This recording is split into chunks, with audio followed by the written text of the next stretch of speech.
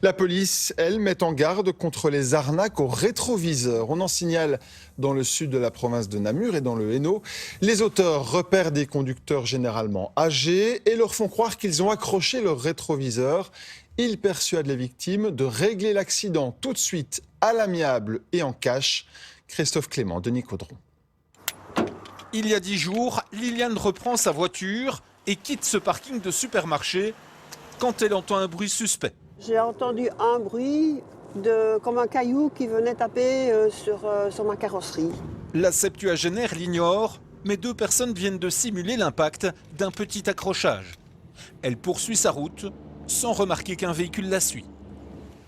Arrivée chez elle, un individu l'interpelle. Il m'a dit que j'avais accroché son rétroviseur et que j'avais démoli.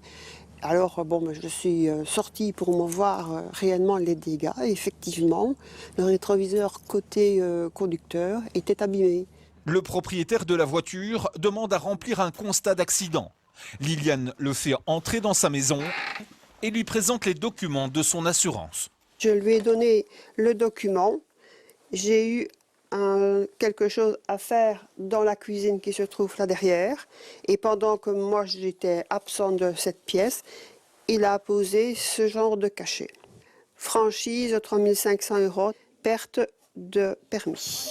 La veuve pense alors qu'il s'agit d'une véritable clause de son contrat. Craignant de devoir repasser son permis, elle accepte un accord à l'amiable. 2 000 € à payer en liquide, qu'elle s'en va immédiatement chercher à la banque pour les remettre aux malfaiteurs. C'est bien organisé, c'est bien étudié.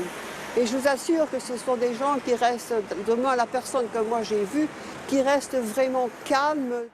C'est en appelant sa compagnie d'assurance que Liliane comprend qu'elle a été victime de l'arnaque au rétroviseur. Je pense que c'est une organisation criminelle, on peut le dire, qui fait ce genre d'agissement. Ça revient régulièrement.